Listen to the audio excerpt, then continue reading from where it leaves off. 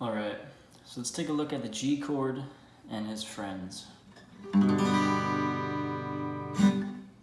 Alright, so this is one of the most important chords in acoustic guitar, or on an acoustic guitar. I was going to say in acoustic guitar history, but that would have sounded pretty funny.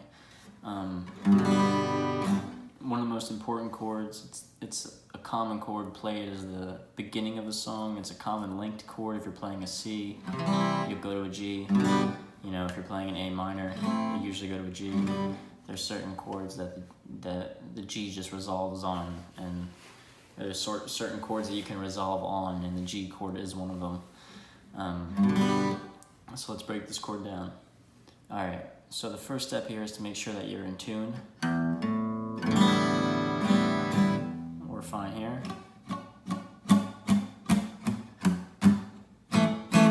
Alright, everything's in tune, so that's fine. Alright, so the second step, which really should be the first step, but you know, I just want to make sure everyone was in tune here. Alright, so the first step, your middle finger will go on the 3rd fret of the top string. This is your low E. That's your G note right there. That's what makes the G right here. This is what makes the chord, your G. Alright, your pointer finger now is going to go on the 2nd fret of the A string, which is your 2nd string from the top. That's what it should sound like together with just those two. Okay, and now the next 3 strings, the D string right here, the G string underneath of that string, and then the B string under that one, those are all open, which means that you don't play them in the sense of your finger doesn't go on it. You play them open. Pretend this little guy right here is a finger holding them down, so it's doing the work for you.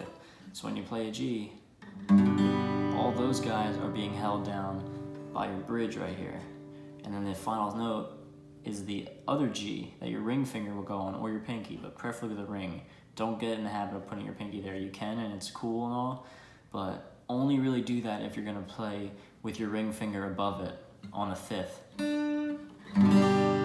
Otherwise, you're kind of just getting like a weird habit. I mean, there's nothing really wrong with it, but at the same time, a G just... Actually, whatever. To each his own, I guess. And that's all it is for a G chord right there.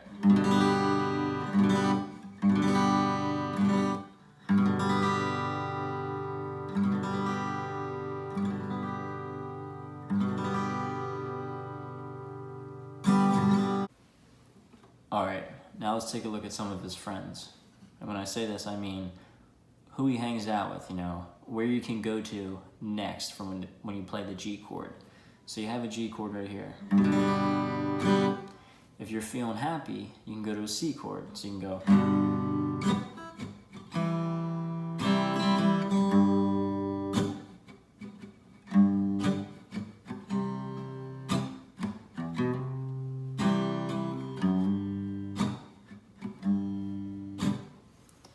Alright, so let's explain that guy. The C chord now is probably the most common guitar chord.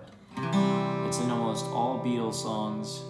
It's in probably 85% of the songs that you sing on the radio or today. It's just a good chord. It's a good key to sing, and it's high, but it's not too high. And then it's a comfortable low for a lot of people, so it's a good note. Alright, so the first step in this one is to understand that you do not play this high E string or this low E string. Your top string you do not play when you play a C open chord. Never play this string. Listen, ready? Never, ever do that. The only time that you can pull that off playing an E like that is when you follow it up with a C chord, or follow it after a C chord. So if you play a C and then go to an E, or you go C to E minor, that works, but you cannot play a low E with the C note together. It does not work.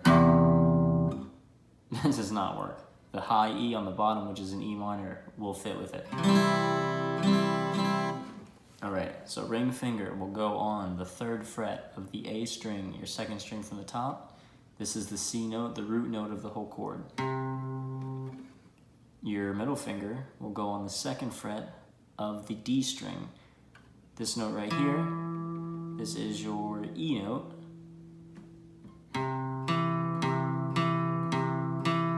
E works in the C chord. That one works, but not this E. You don't need that deep of an E in a C chord. You don't need it. All right, so next up is your G chord right here, or your G note. And it's an open G string, so you're not playing anything. It's just that string open. And that's really your whole chord. A chord is just 3 notes repeated.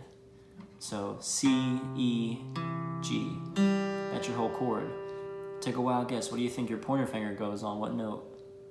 That's right, a C. What do you think the note underneath that is? An E.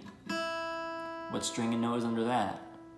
Nothing. Silly. There's no 7 strings. Well, there is, but not in this video. And then the bottom string, like I said, it's E and it's open, so you don't play it. That's your full C chord right here.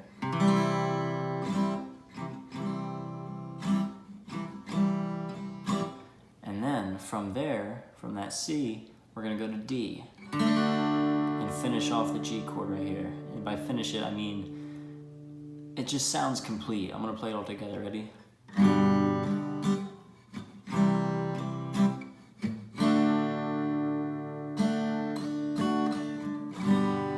When I play that G at the end, you can tell that it's gonna restart or it's ending. And that D is the final note. It's the 5th of that.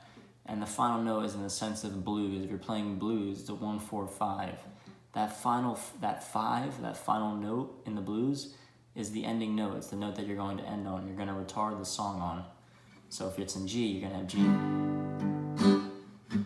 C, and then D.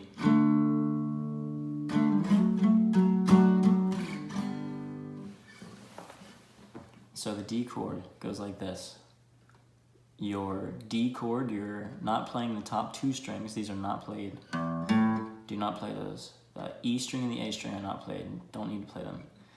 Alright, so what we're going to do is we're going to play the D string open, and then we're going to play the G string right here on the A note.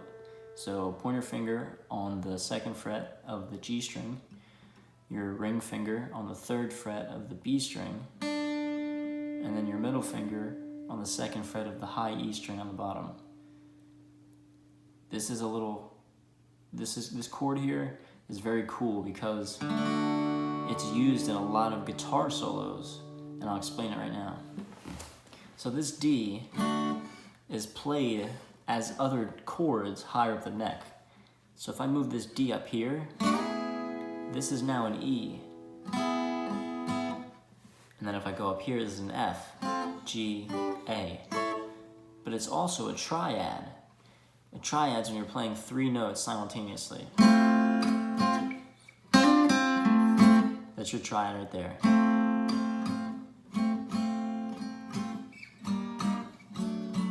So this D is actually used in a lot of solos, and it's a very common chord, and it's a very versatile chord, so get that in your arsenal. And then let's take another look at this G here. We have one more option where you can go from here. The E minor, as in open. So we have the E minor right here. Top string, the low E, we're gonna play that open. Middle finger, 2nd fret of the A string on the B note. And then the ring right here on the E note, the root note. And then everything else is open. That's your E minor chord. So if we're playing in G,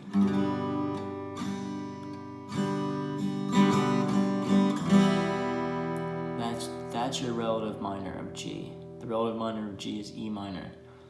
And so when you hit that note, it almost just sinks into your chest. You almost know it's the right note. If I was playing Stand By Me, I'd go.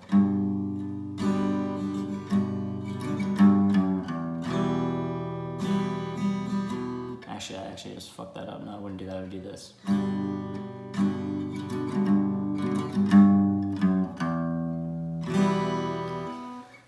So you just kind of know that that note's sinking in there. The song isn't C, but whatever. That's unnecessary. Don't pay attention to that, actually. That was silly. And then also the final note, instead of an E minor, we can do an E. And and that is same exact chord as an E minor, but all we're gonna do now is just put our pointer finger on the G string on G sharp, the first fret, and then everything else is open.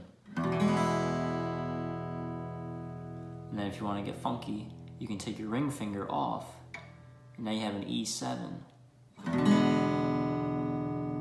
which will inspire you to play some blues maybe.